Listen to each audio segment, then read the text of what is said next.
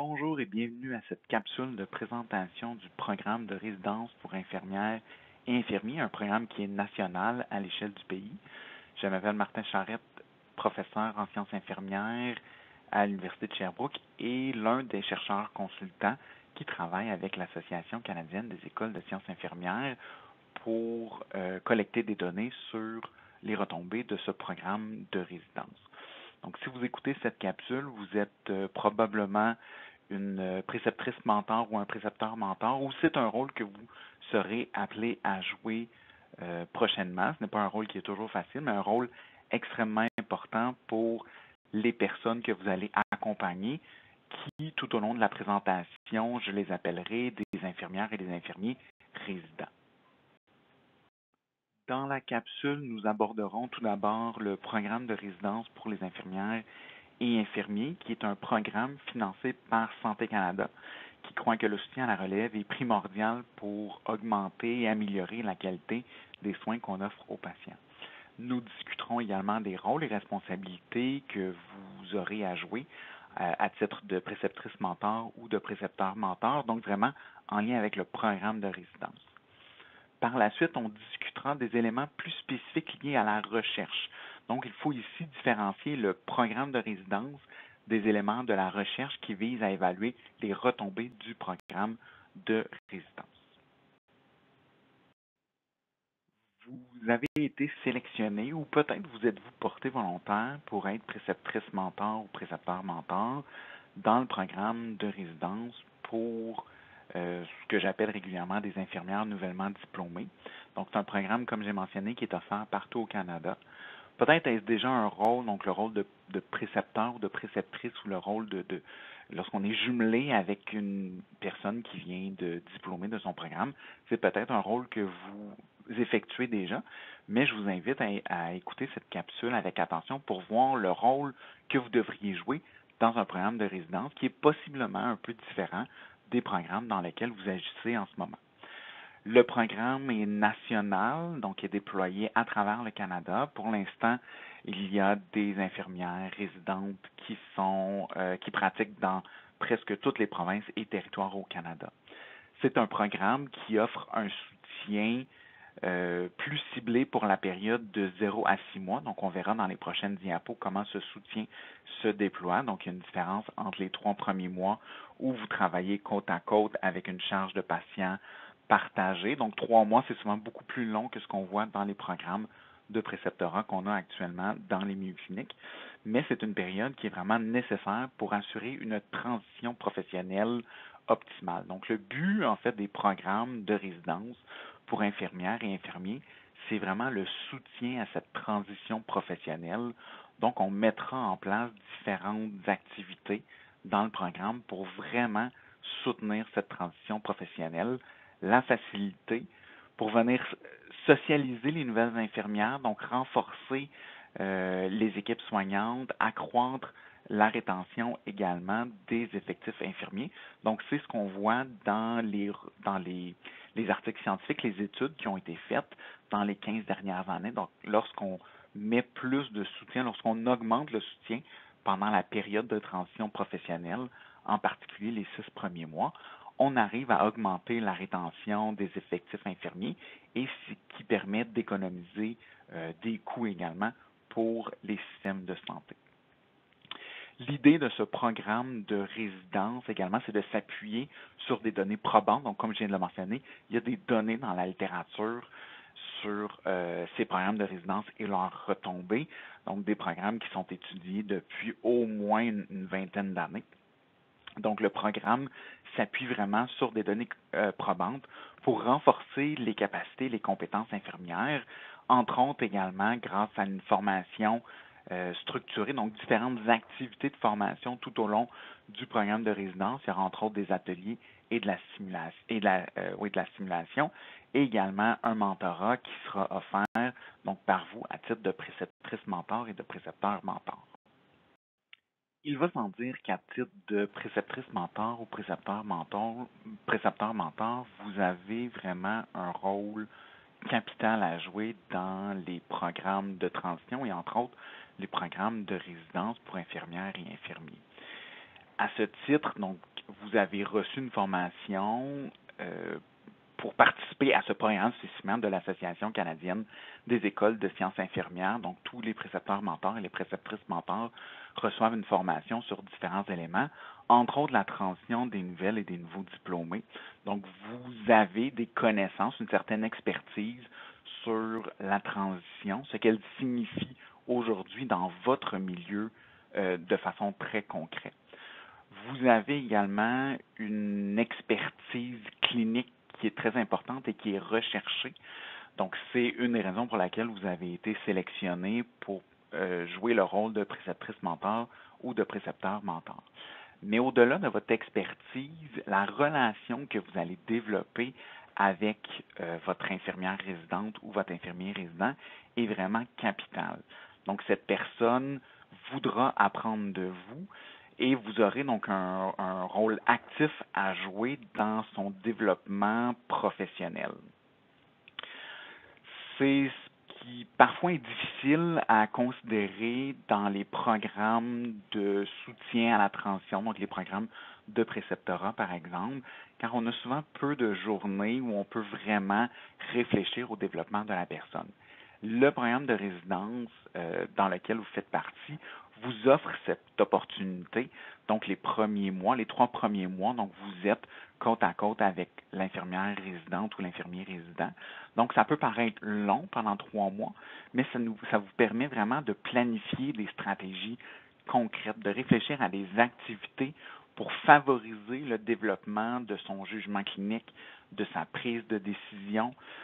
Vous allez pouvoir planifier les questions que vous allez lui poser, donc de réfléchir à un questionnement ou une suite de questions avec une intention pédagogique ou une intention de développement professionnel. Donc, vous êtes vraiment là pour soutenir le développement de ses compétences. Oui, vous allez la soutenir dans le développement de ses habiletés techniques, par exemple, mais les habiletés techniques, ce n'est pas tout. Il y a des compétences beaucoup plus globales dont on veut que les infirmières et infirmiers nouvellement diplômés continuent à développer. Donc, on peut parler de leadership, de collaboration, de communication, de jugement clinique. Et donc, vous avez un rôle à jouer pour bien soutenir le développement de ces compétences. Vous aurez également un rôle actif dans la planification de temps de réflexion. Ici, on peut l'appeler un temps de réflexion, un temps de débriefing, un compte rendu, mais donc de planifier à travers vos journées, et on verra dans les prochaines diapos, donc plus régulièrement au début et vers la fin du programme, ça sera de moins en moins régulier, mais de planifier de façon intentionnelle des temps de réflexion pour permettre à l'étudiant, pas l'étudiante, pardon, à l'infirmière ou l'infirmier nouvellement diplômé de réfléchir sur sa pratique, donc que ce soit avant une tâche, après une tâche, pendant la journée. Donc vraiment la réflexion qui est un des éléments les plus importants lorsqu'on parle de développement de compétences. Donc la réflexion sur l'action qu'on a posée. Donc, est-ce qu'on a bien fait, pas bien fait, pourquoi? Donc, essayer de décortiquer un peu cet élément-là. Et les études nous démontrent que oui, donc l'action est importante, bien sûr, mais la réflexion sur cette action est tout aussi, sinon plus importante. Donc, vous allez avoir le temps dans ce programme de résidence pour jouer ce rôle actif et vraiment prendre des moments avec votre infirmière résidente ou votre infirmier résident pour faire le point à différents moments. Donc, vous ne réalisez peut-être pas toujours à quel point également votre rôle est important pour soutenir les infirmières nouvellement diplômées à faire des liens entre la théorie et la pratique.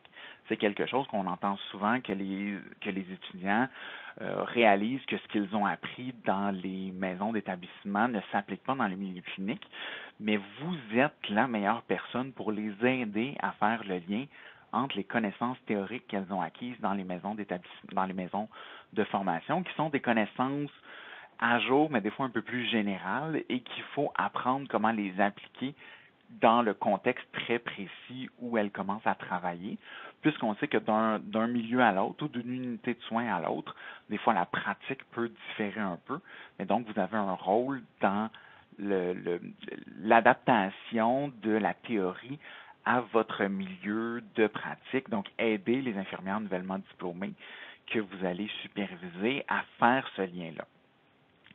Les études le démontrent, vous êtes vraiment la personne, vous êtes vraiment la pierre angulaire du développement professionnel de ces nouvelles infirmières en développant une relation de confiance avec elles, en jouant un rôle de modèle de rôle.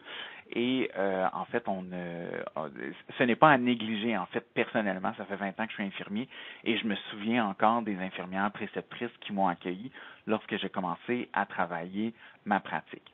Donc, l'idée, et ça reviendra souvent pendant cette présentation, est vraiment de jouer ce rôle actif et intentionnel, donc que vos actions comme précepteur mentor ou préceptrice mentor soient le plus possible planifiées et intentionnelles et de toujours être en action avec votre nouvelle diplômée, de toujours la questionner parce que c'est vraiment de cette façon qu'on apprend à s'améliorer, donc en questionnant, et on vous donnera dans les prochaines diapos des exemples de questions qu'on peut poser selon l'étape où la nouvelle diplômée est rendue dans son programme de résidence. Sur cette diapo, donc vous avez un aperçu du programme de résidence pour infirmières et infirmiers, donc divisé en 3 phases, soit l'orientation, la transition et l'intégration. La première phase, la phase d'orientation, en fait, ce n'est pas une phase que vous allez voir réellement, c'est la phase d'orientation un peu plus standard que les nouveaux employés ont habituellement et qui sont organisés souvent par les ressources humaines, par exemple, donc qui dure environ une semaine. Donc, une phase peu gérée vraiment par le programme de résidence, mais on sait que c'est une réalité des milieux cliniques. Donc, la première semaine, la phase d'orientation, où vous avez pas d'action habituellement à faire avec l'infirmière nouvellement diplômée, puisqu'elle est avec d'autres personnes, comme je disais, des fois avec les ressources humaines ou des fois elles ont de la formation un peu plus générale à faire. Lorsqu'elles arrivent sur vos unités cliniques, par contre, c'est à la semaine 2 qu'on appelle, donc au début de la phase de transition. Donc, c'est vraiment le début du jumelage, donc de la semaine 2 à 14, donc environ 3 mois de travail côte à côte entre vous et l'infirmière résidente ou l'infirmier résident. Donc, l'idée ici, c'est de vraiment débuter très lentement, donc d'avoir un travail progressif en collaboration avec vous, donc la préceptrice mentor ou le précepteur mentor, mais de commencer très lentement puisque vous aurez la chance de faire progresser ce travail pendant les 3 premiers mois. Donc, lorsque je parle de débuter lentement, c'est vraiment de débuter avec un seul patient, mais de demander à l'infirmière nouvellement diplômée ou l'infirmière résidente de faire absolument tout pour ce patient. Donc, ça, c'est un des éléments qui n'est pas toujours fait lorsque les étudiants sont en stage, puisqu'en stage, pendant la formation initiale, il y a des objectifs de stage. Donc, le but, c'est pas nécessairement de prendre les soins d'un patient de A à Z, mais c'est davantage lié à certaines techniques de soins à développer ou des objectifs de stage de façon plus précise, mais elles n'ont pas nécessairement pris en charge un patient de A à Z et encore moins pris en charge un patient de A à Z sur l'unité où elle débute le travail maintenant avec vous. Donc, on débute plus lentement avec un seul patient, mais on demande vraiment à la nouvelle diplômée de faire absolument tout. On la questionne pour voir si elle sait ce qu'elle doit faire, comment elle va organiser sa journée, quels éléments elle va prioriser pendant sa journée avec ce patient, incluant les discussions avec le médecin, avec les autres professionnels de la santé, avec la famille.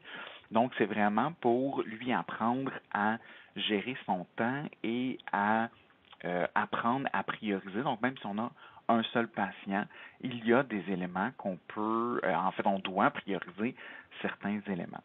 Donc, parfois, on a tendance à vouloir donner plus de patients rapidement, mais comme préceptrice mentor ou précepteur mentor, on va subvenir ou soutenir en faisant plein d'activités ici et là, à droite et à gauche, pour combler ou compléter le travail de l'infirmière nouvellement diplômée.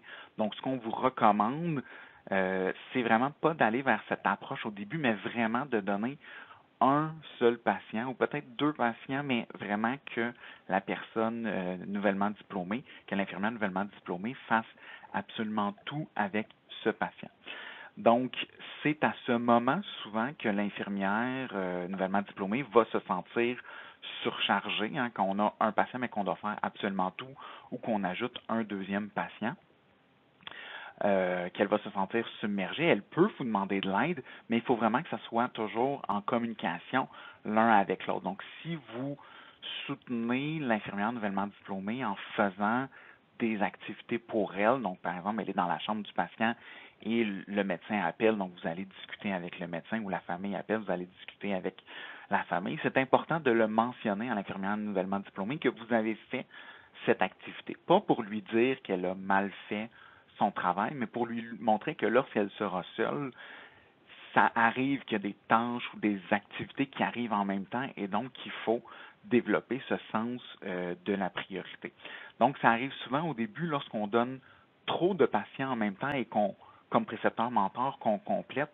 En fait, il y a plusieurs activités que nous, on va faire qui sont un peu dans l'angle mort de l'infirmière nouvellement diplômée et c'est ce qui donne également un sentiment de surcharge qui peut survenir lorsqu'elle elle tombe seule après les journées de jumelage. Donc, c'est pour ça qu'on vous recommande vraiment de débuter plus lentement un seul patient, mais que la nouvelle diplômée fait vraiment absolument tout avec ce patient. Euh,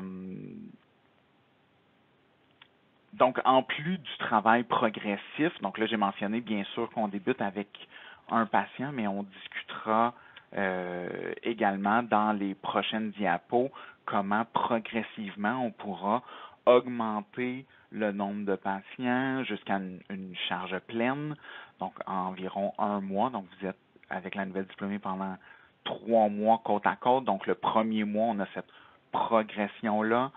Ensuite, lorsqu'on la nouvelle diplômée a une charge de patient pleine ou presque pleine, on peut commencer à augmenter également la complexité de ces patients. Donc, il y a des patients parfois qui requièrent des soins un peu plus complexes. Et on peut également réfléchir à comment on donne des patients qui ont besoin de soins non seulement plus complexes, mais peut-être un peu plus complets, plus holistiques, donc des patients, peut-être que la famille est plus présente aussi, donc on doit interagir avec la famille, on doit faire de l'enseignement.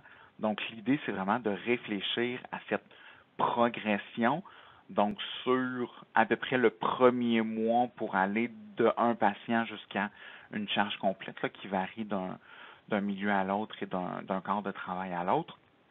Et ensuite, pendant les 2 mois qui suivent, ou en fait pendant l'autre moitié toujours de cette phase de transition, bien, on réfléchit à comment on peut augmenter la complexité, comment on peut demander à l'infirmière nouvellement diplômée de faire des soins de plus en plus holistiques, donc auprès du patient, mais également avec la famille.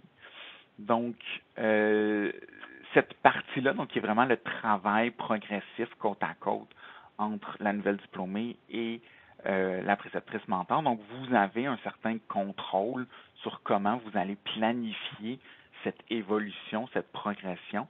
Donc, je vous encourage à en discuter au besoin avec les gens autour de vous, donc vos collègues, pour voir quels patients sont intéressants, quelle situation serait intéressante pour l'infirmière résidente, mais je vous encourage également à discuter avec elle pour voir quels sont ses objectifs d'apprentissage et quels défis elle veut relever. Donc, on en discutera également dans les prochaines diapos encore. Pendant la phase de transition, il y aura également des simulations virtuelles, donc qui sont des simulations que la nouvelle diplômée fait à partir de chez elle via son ordinateur, donc 4 simulations qui sont offertes dans le programme. Et il y aura également des ateliers, donc d'une journée, qui sont offerts virtuellement, qui permettent en fait aux nouvelles diplômées de discuter avec des pairs, donc d'autres infirmiers et infirmières nouvellement diplômés qui vivent des réalités similaires mais différentes, donc de d'autres milieux cliniques. Donc, il y a des ateliers en français et il y a des ateliers également en anglais, donc en fonction de la langue de l'infirmière résidente. Et ça leur permet également de discuter dans un environnement sécuritaire, si on veut, de choses qu'elles peuvent vivre au jour le jour. Donc, des ateliers qui sont très intéressants pour les nouvelles diplômées. Donc, c'est pas écrit sur cette diapo, mais on le verra un peu plus tard, mais à la fin de la phase de transition, il y aura une évaluation des compétences avec une rubrique de compétences et à la fin du programme également. Donc, il se veut un moment de discussion entre vous comme préceptrice mentor, précepteur mentor et la personne que vous supervisez. Donc, par la suite, donc après environ les 3 premiers mois, la phase d'orientation et de transition, c'est la phase d'intégration, donc de la semaine 15 à la semaine 24, où la nouvelle diplômée donc agit maintenant de façon un peu plus autonome, mais où on demande que vous soyez tout de même disponible. Donc, idéalement, vous travaillez sur le même corps de travail le plus possible. Donc, où vous pouvez avoir des contacts plus occasionnels avec elle, mais le soutien demeure important. Donc, c'est un moment où la nouvelle diplômée, donc l'infirmière résidente, a une charge complète, mais où elle a encore besoin de soutien et de rétroaction. Donc, parfois, c'est simplement d'aller la voir, de lui demander comment ça va, si elle a des questions, si elle a besoin de soutien. Mais c'est tout aussi important à ce moment-là qu'elle sente que vous êtes là également. Bien sûr, il y a vous, mais il y a d'autres personnes, mais vous, comme modèle de rôle et comme personne avec qui elle a développé une relation de confiance, c'est important qu'elle puisse voir qu'elle n'est pas seule pendant ces semaines-là, mais qu'elle a vraiment, elle continue d'avoir ce soutien qui est très important pour assurer sa transition le plus optimal possible. Donc, pendant cette phase d'intégration, donc oui, il y a donc la charge de patient, donc les tâches qui impliquent les patients, avec un peu votre soutien aux besoins, mais vous avez votre propre charge de patient. Et il y a également d'autres activités, là, dont 2 ateliers de la saisie d'une journée. Donc, au total, 6 ateliers avec chacun une thématique différente et qui sont faits donc sur les 6 mois du programme. Donc, on entre dans les prochaines diapos un peu plus dans le détail de comment agir ou votre rôle avec que nous vous suggérons avec votre infirmière résidente ou votre infirmier résident. Donc, ici, plus spécifiquement, vraiment les premiers jours, donc la semaine 2, lorsque cette personne arrive avec vous sur l'unité, donc au début de la phase de transition, donc vraiment la période très initiale où ce qui est important, c'est le début de la relation. Donc, établir cette relation de confiance entre vous et l'infirmière résidente. Et ce que nous vous suggérons, en fait, c'est d'apprendre à vous connaître. Donc, de prendre du temps, le plus de temps possible, idéalement même une première journée pour simplement discuter, faire le tour de l'unité, euh, partager vos expériences. Donc, vraiment apprendre à vous connaître. Donc, autant vous pouvez questionner l'infirmière résidente, donc savoir ses expériences antérieures, quel stage clinique elle a fait, est-ce qu'elle a eu des emplois pertinents au domaine de la santé ou qu'est-ce qu'elle a appris de ses emplois précédents, est-ce qu'elle anticipe des défis liés à la transition, comment elle pense s'adapter à cette nouvelle réalité d'être un ou une professionnelle de la santé. Donc, vraiment explorer, prendre le temps de discuter. Et vous, de votre côté, vous pouvez également partager votre expérience. Donc, comment vous pouvez parler de votre expérience maintenant, donc qui vous êtes, qu'est-ce que vous faites, votre rôle et tout, mais comment vous également vous avez commencé votre emploi, donc votre propre transition, comment ça s'est déroulé comme infirmière, infirmier, votre progression. Donc l'idée, c'est de se montrer un peu vulnérable pour montrer que c'est normal d'avoir des défis en début de carrière. C'est pas simplement la transition des études à la pratique, mais on est dans des systèmes de soins qui vivent des défis, des transitions dans nos systèmes de soins également.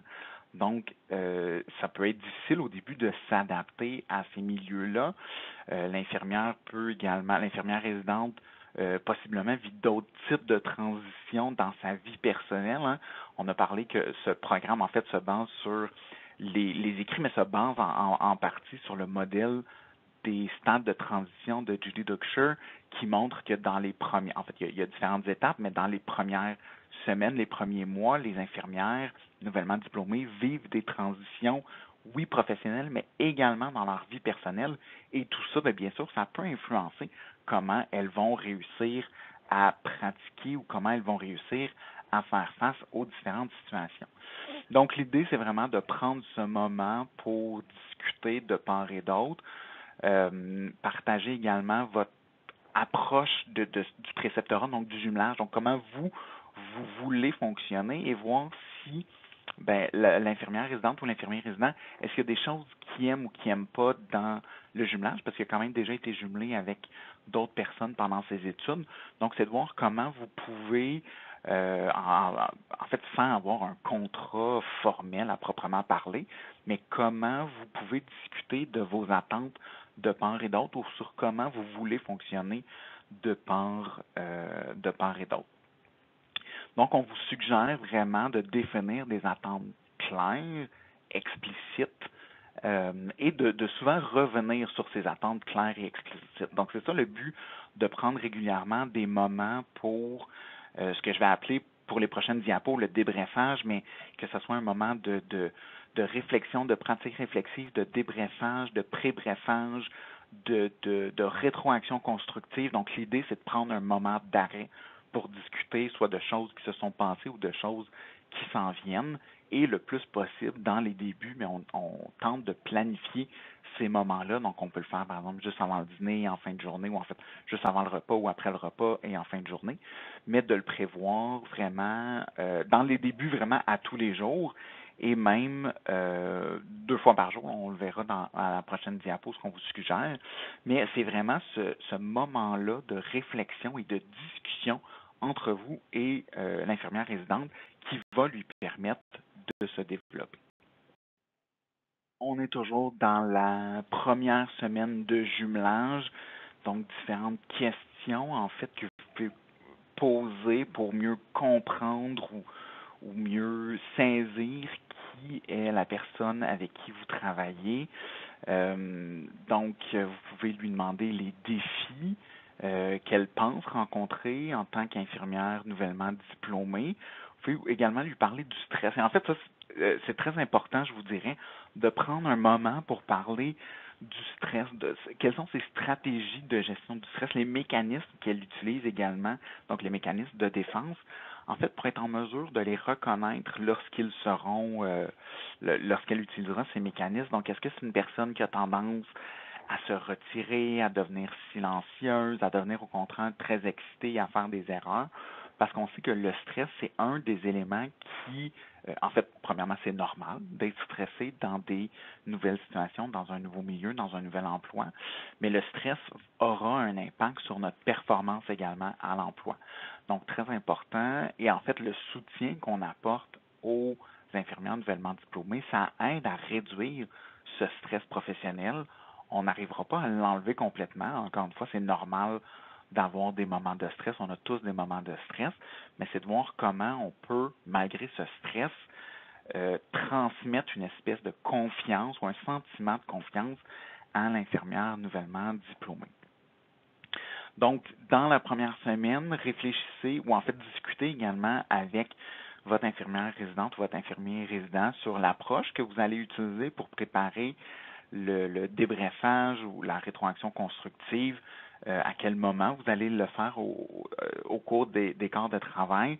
Donc vraiment, au début, minimalement, pendant le premier mois, on vous suggère vraiment au moins 2 fois par jour et au besoin, donc de prendre des moments pour réfléchir à comment ça s'est passé. Lorsqu'on parle de temps pour le débriefage, on ne parle pas d'une heure. Là. Ça peut être à peine quelques minutes, 5 minutes, 10 minutes pour discuter de situation, qu'est-ce qui s'est passé. Et c'est pas uniquement négatif, hein, ça peut être également positif. Donc, de réfléchir à une activité qui s'est bien passée, donc d'essayer de la décortiquer pour voir bien, pourquoi ça s'est bien passé, qu'est-ce qu'on apprend de cette situation, qu'est-ce qu'on est capable de répliquer dans d'autres types de situations.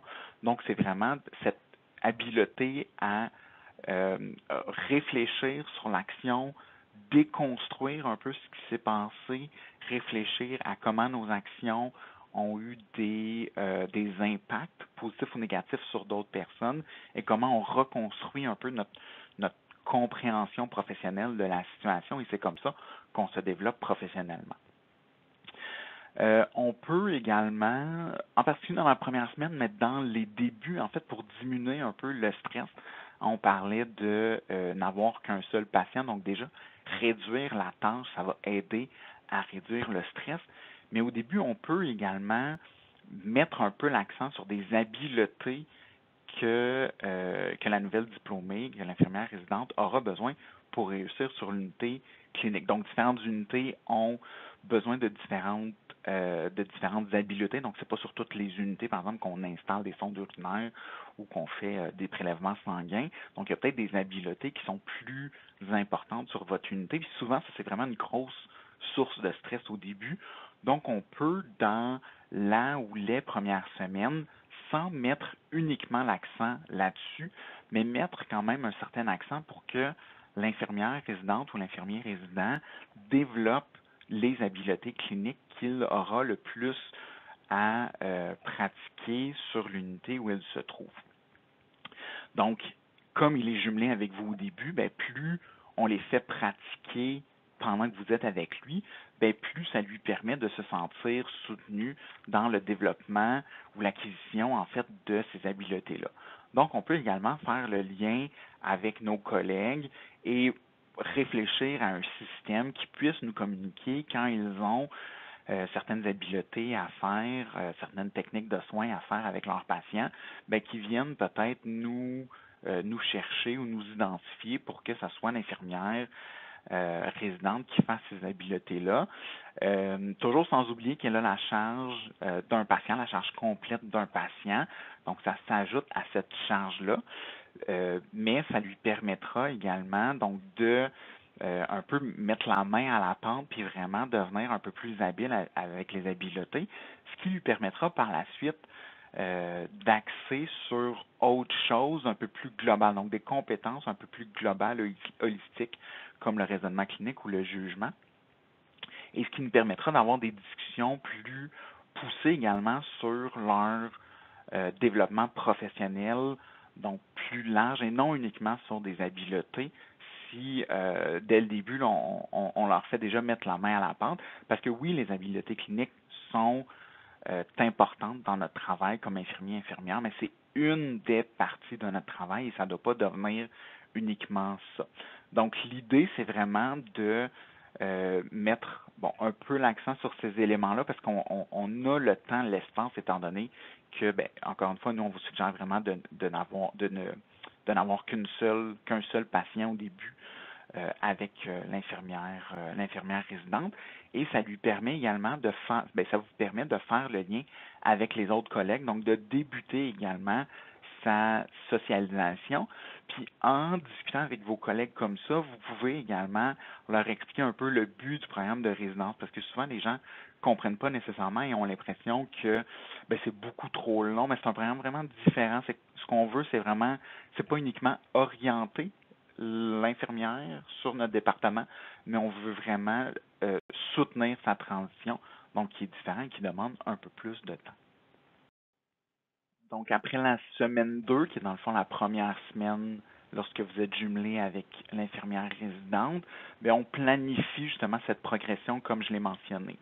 Donc, oui, cette progression doit se faire sur 3 mois, donc de la semaine 3 à la semaine 14. Mais on pourra tenter vraiment de réfléchir à la progression d'abord sur le premier mois. Donc, initialement, on donne 1 ou 2 patients seulement stables et prévisibles pour que vraiment l'infirmière résidente soit en mesure de s'occuper au complet de de ces 2 patients qui sont plus simples. Progressivement, on augmente la charge de patients jusqu'à une charge complète et on augmente également éventuellement la complexité. Donc, ce qu'on vous suggère, c'est peut-être de réfléchir une augmentation de la charge sur le premier mois, puis ensuite pour les 8 autres semaines, qui viennent, de réfléchir comment on augmente la complexité ou avec des patients peut-être un peu moins prévisibles, avec des patients qui demandent des soins peut-être un peu plus holistiques ou qui demandent un peu plus de soins possiblement. Donc, je parlais aussi possiblement lorsqu'on parle de soins plus complexes, des fois c'est parce qu'il y a plus de professionnels impliqués dans le dossier ou la famille est beaucoup plus présente, donc il y a plus d'enseignement, de vulgarisation à gérer. Donc, on réfléchit cette progression-là.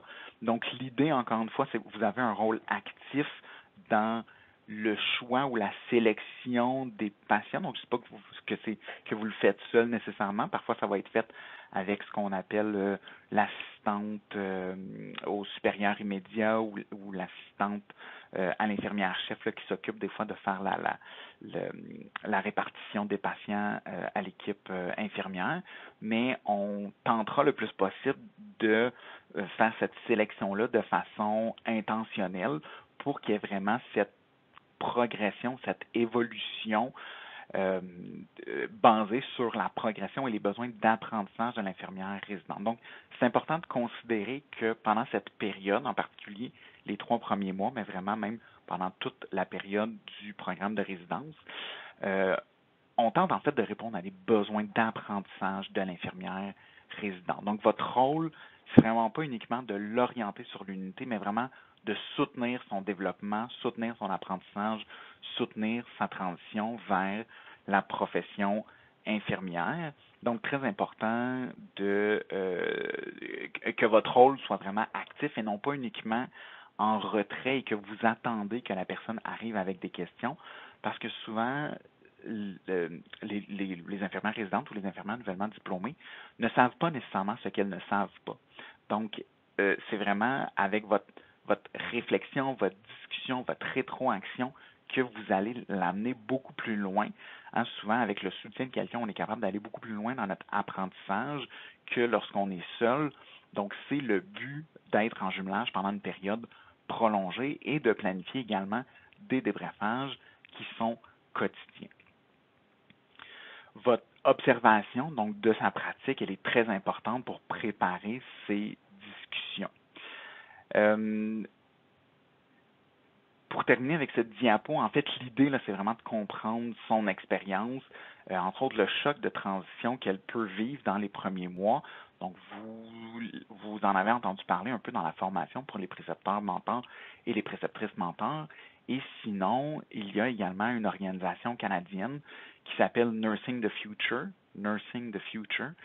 qui, bon, le titre est en anglais, mais c'est une ressource qui est bilingue, donc vous tapez Nursing the Future sur Google et vous allez tomber très rapidement sur ce site Internet qui offre plein de ressources. Encore une fois, c'est un site qui est canadien, bilingue, donc il y a des ressources également en français.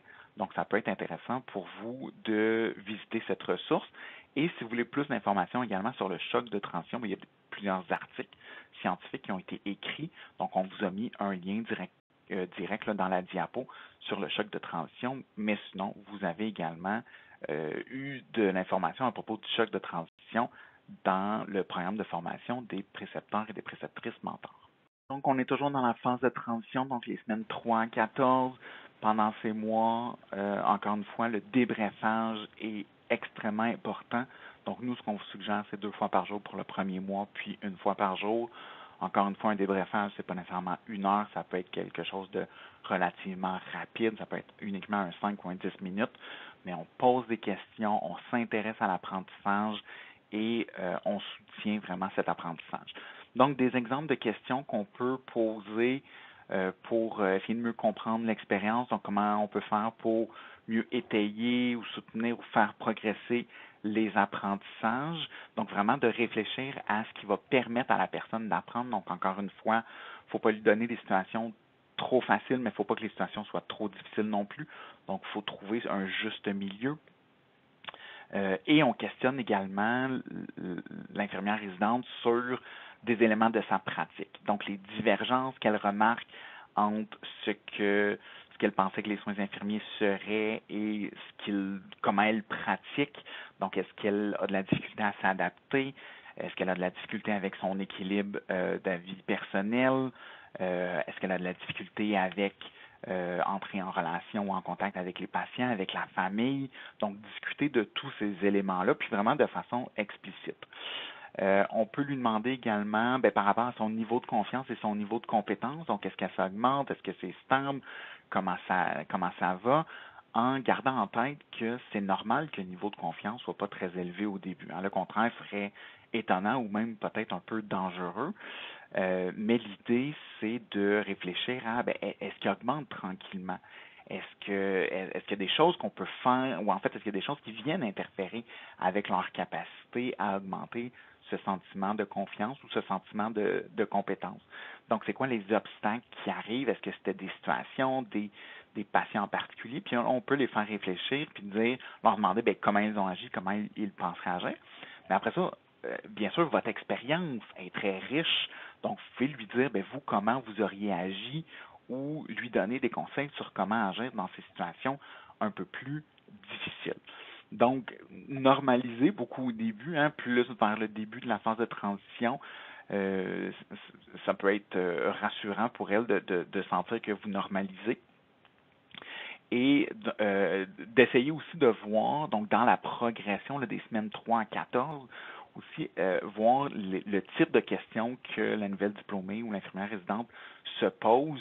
Normalement, on devrait sentir une progression aussi. Donc oui, une progression de son niveau de confiance, son niveau de compétence, mais une progression au niveau des questions qu'elle se pose, donc de questions plus superficielles versus des questions plus profondes ou plus complexes. Donc, on essaiera d'évaluer aussi tous ces éléments-là. Et on peut toujours faire une espèce de wrap-up à la fin de la semaine ou après 4 ou 5 jours, de voir comment les 4 ou 5 derniers jours ont été.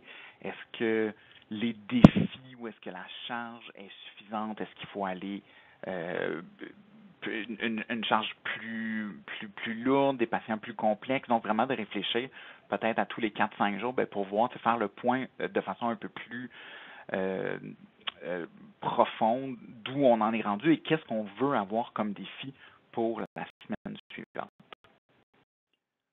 Rendu à mi-parcours, donc autour de la semaine 15, on entre dans la phase d'intégration, donc la phase où vous n'êtes plus jumelé à proprement parler avec l'infirmière résidente, mais normalement, vous devriez travailler sur le même corps de travail ou le plus souvent possible sur le même corps de travail. Donc, même si à ce moment-ci, normalement, l'infirmière résidente est prête à avoir une pratique autonome, mais vous devez continuer à la soutenir. Même, il est possible que certaines ne se sentent pas totalement prêtes à travailler de façon autonome, mais ce contact avec vous va vraiment les aider donc dans à se sentir en confiance vraiment. Et rendu après les 3 mois, il y a aussi le reste de l'équipe qui permet, avec qui l'infirmière résidente s'est socialisée, donc qui permet de donner ce sens de contact, ce sens de sécurité, donc que l'infirmière résidente devrait savoir qu'elle peut se tourner vers vous pour poser des questions. Bien sûr, elle peut également poser des questions à d'autres personnes, mais c'est important qu'elle sente qu'elle a un soutien de la semaine 15 à la semaine 24 et que vous avez encore un rôle peut-être semi-actif, c'est-à-dire de peut-être régulièrement aller la voir, lui demander des questions. Donc, vous allez voir le temps de débriefage maintenant, c'est plus une fois par jour, mais davantage une fois par semaine. Mais vous pouvez quand même aller la voir de façon régulière, juste un petit coucou, allô, comment ça va aujourd'hui, comment ça a été hier. Donc, juste pour faire le pont, puis qu'elle sente vraiment qu'elle n'est pas seule à ce moment-là. Donc, la résidente devrait avoir une charge de travail habituelle, si on veut, et elle entre vraiment dans sa deuxième phase de transition, donc dans le modèle des stades de transition, où elle devient vraiment un peu plus en contrôle et elle veut un peu plus tester sa propre pratique. Donc, elle est plus jumelée directement avec vous, donc elle veut tester un peu plus sa pratique, elle est pleinement responsable de ses décisions, de ses jugements et de ses actions. Et donc, c'est à ce moment également qu'elle tentera probablement des choses un peu différentes ou qu'elle observera la pratique des autres pour se faire sa propre pratique. Donc, en tant que précepteur-mentor, préceptrice-mentor, donc au moment des débriefages, ben, c'est important de clarifier avec elle, confirmer, donc en fait de clarifier, confirmer comment vous allez fonctionner, donc une fois par semaine environ, apporter le soutien émotionnel, mais à ce moment-là, et on le verra dans les prochaines diapos, c'est vraiment centré sur sa propre pratique. Donc, comme pour l'autre phase, nous vous suggérons ici des exemples de questions en fait que vous pouvez utiliser pour favoriser la réflexion, mais vraiment aussi la pratique de l'infirmière résidente. Euh, donc, entre autres, centré sur ben, la pratique avec un LA majuscule. Donc, à ce moment-ci, comme l'infirmière résidente va être un peu plus seule, elle aura également le temps de regarder la pratique des autres et pourra peut-être voir des fois des mauvaises pratiques chez certains collègues ou peut-être qu'elle-même va avoir des fois des moments de mauvaises pratiques. Donc, c'est important de la faire réfléchir à comment on peut avoir des pratiques optimales, comment on peut éviter de réduire nos normes de pratique. Hein, c'est humain de vouloir prendre des raccourcis, de vouloir faire des choses plus rapidement, mais il faut toujours réfléchir que ce qu'on fait, on pratique pour offrir une qualité de soins aux patients. C'est pas tous les raccourcis qui sont nécessairement une réduction de la norme de pratique. Hein, des fois, il y a pas d'impact sur la qualité des soins, mais c'est ces éléments-là qu'il faut aider les infirmières résidentes à réfléchir. Donc, comment adapter notre pratique, quelle pratique on veut vraiment avoir. À ce moment-ci également, quand elles tombent seules, des fois elles peuvent vivre des situations, ou en fait vivre des relations un peu plus difficiles avec certaines collègues. Donc ici à l'écran, on parle de situations d'intimidation, mais des fois ça ne va pas jusqu'à l'intimidation à proprement parler, mais des comportements négatifs. Donc c'est vraiment le moment à ce moment-là de discuter avec avec l'infirmière résidente de résolution des conflits. Donc, des fois, vous pouvez le faire, discutez vous comment vous géreriez ce conflit-là, si c'est un conflit, ou comment vous géreriez cette situation. Donc, vous pouvez mettre en place des jeux de rôle ou discutez-vous comment vous l'auriez fait ou elle ce qu'elle a fait et si elle pense que ça a bien été ou pas. Donc, il y a différentes façons de réfléchir, mais à ce moment-ci, donc vraiment dans la phase d'intégration, je vous dirais, c'est dans les éléments là, qui sont importants à discuter. Donc, les pratiques professionnelles, les relations avec les autres, la notion aussi d'insécurité ou de confiance. Là, des fois, qu'il peut y avoir une petite baisse de confiance en soi lorsqu'on tombe seul. Mais également, et le dernier point est quand même assez important, donc comment elles prennent soin d'elles-mêmes. Donc, c'est important d'avoir un équilibre avec notre vie personnelle, notre vie professionnelle. Donc, comment est-ce qu'elle arrive à avoir cet équilibre-là? Puis, ben, toujours un peu normalisé, là. Tu sais, ça peut arriver des fois à certains moments que c'est plus difficile que d'autres, mais de voir et vous pouvez partager votre expérience également. Donc, comment vous avez vécu ce moment-là. Donc maintenant qu'on a discuté quand même en profondeur de votre rôle de précepteur-mentor et un peu de la différence donc, entre la première semaine et les différentes phases et le type de questions que vous pouvez questionner, on va regarder rapidement l'évaluation des compétences qui sera faite dans le cadre du programme de résidence. Donc l'évaluation des compétences se fait à 3 et à 6 mois. Donc vous aurez une grille à compléter. Donc il y a 4 compétences qui ont été développées par l'Association canadienne des écoles de sciences infirmières. Donc, travailleuses ou travailleurs de savoir qui est fondé sur des données probantes, l'expert clinicienne ou clinicien, la communication et la collaboration, puis l'idée que, ben, comme professionnel de la santé, dans un système de santé en changement, on doit devenir des agents de changement pour améliorer. En fait, c'est juste l'idée de toujours améliorer la qualité des soins qu'on offre et améliorer les pratiques également, donc notre pratique et la pratique de nos collègues. Donc, on regardera dans les prochaines diapos de façon plus précise comment compléter les grilles en vous donnant des exemples. Ce qu'il faut comprendre, donc, c'est les deux grilles, celle de 3 et de 6 mois, ont les mêmes compétences si vous l'avez, ou les mêmes grands énoncés, donc ce que vous voyez en bleu turquoise à l'écran. Donc, dans la compétence travailleuse du savoir fondé sur des données probantes, mais le premier élément, donc, applique les informations, les connaissances pertinentes pour soutenir la prestation des soins aux patients basés sur les données probantes. Donc, vous voyez, autant qu'à 3 et à 6 mois, c'est le même élément, mais ce qui est différent, c'est les indicateurs. Donc, les indicateurs sont de 2 niveaux différents. Donc, à la moitié du programme, à 3 mois, à 14 semaines, donc les indicateurs sont plus bas, si on veut, que à la fin du programme, à 6 mois ou à 24 semaines. Donc, vous voyez que c'est vraiment en termes de comment les indicateurs sont faits qu'il va y avoir une différence entre 3 et 6 mois. Et donc, ce qu'on vous suggère, c'est vraiment de regarder régulièrement les indicateurs parce que ça donne une idée également des attentes pour la nouvelle, pour l'infirmière résidente et elle-même a accès à ces indicateurs-là. Et ce qu'on vous demande de faire, donc comment en fait compléter la grille, c'est que vous devriez, comme préceptrice mentor ou précepteur mentor, faire une première évaluation vous-même, donc compléter la grille vous-même, peut-être avec vos collègues au besoin. Donc, pour chacun des indicateurs, vous pourrez cocher si c'est atteint, partiellement atteint ou non atteint. C'est sûr que si c'est partiellement atteint ou non atteint, on va s'attendre à ce que vous mettiez un commentaire peut-être pour expliquer un peu plus. On a également ajouté une option incapable d'évaluer. Parfois, il y a certains indicateurs peut-être un peu plus précis qui sont plus difficiles à évaluer, mais normalement, la majorité des indicateurs, vous devriez être capable de les évaluer. C'est sûr que ce pas des indicateurs qui sont spécifiques à votre milieu clinique.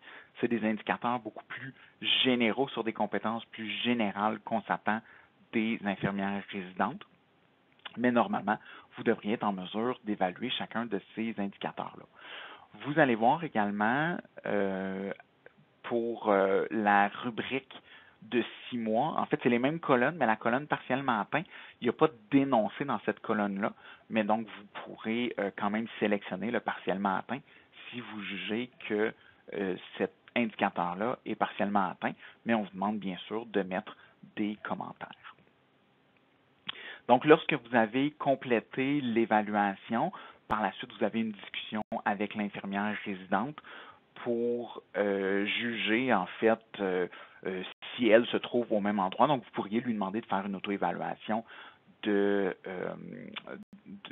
la même grille avant la rencontre également, ou vous le faites au moment où vous la rencontrez.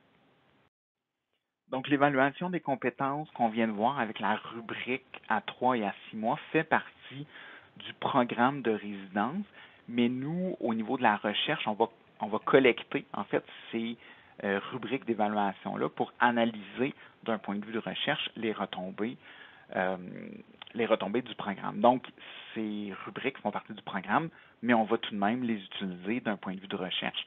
Donc, c'est la raison pour laquelle on vous demande si vous consentez en fait à participer, vous comme précepteur mentor, particulièrement parce que vous complétez la rubrique, donc c'est des données qu'on collecte avec vous si on veut, même si c'est par rapport à la situation de votre infirmière résidente.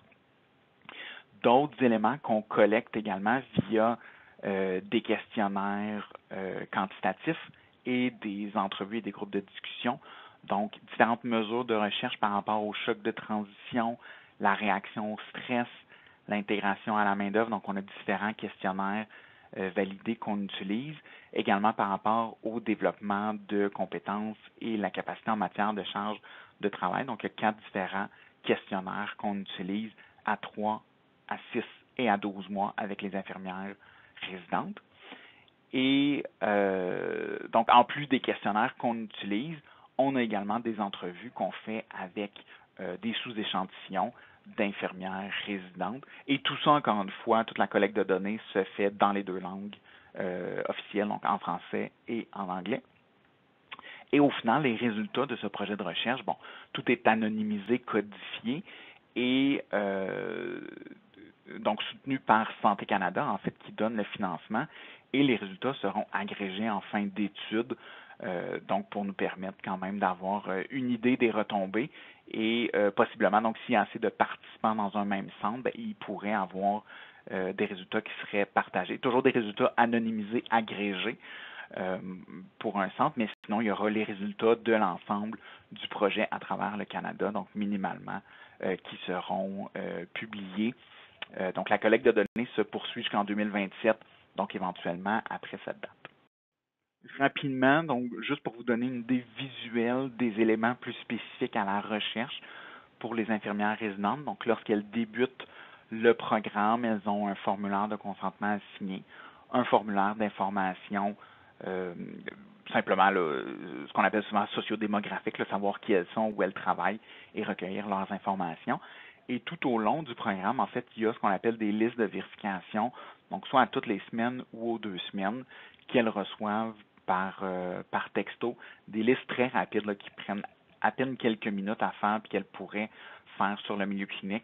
Puis c'est vraiment juste pour capturer comment se déroule le programme. Donc, combien de patients elles s'occupent, est-ce qu'elles sont jumelées avec vous, est-ce qu'elles ont fait des simulations cette semaine-là. Donc, juste pour voir comment le programme se déploie pour chacune des infirmières résidentes.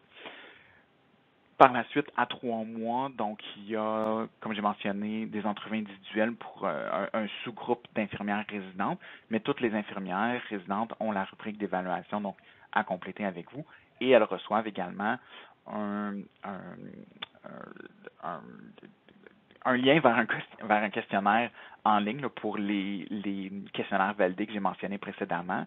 Même chose à 6 mois, donc encore une fois, ce lien vers les questionnaires en ligne. On fait également, encore une fois, une entrevue individuelle et il y a la rubrique d'évaluation. Et même si le programme se termine après 6 mois, mais on fait une dernière collecte de données à 12 mois, donc avec un groupe de discussion et encore une fois, le même questionnaire en ligne. Donc, l'implication d'un point de vue recherche pour les infirmières résidentes, comme vous avez vu, est pas très long. Là. Les questionnaires sont pas très longs non plus à compléter. C'est seulement à 3 et à 6 mois et à 12 mois aussi à la fin. Et les petites listes de vérification là, toutes les semaines ou aux 2 semaines, mais qui sont extrêmement rapides.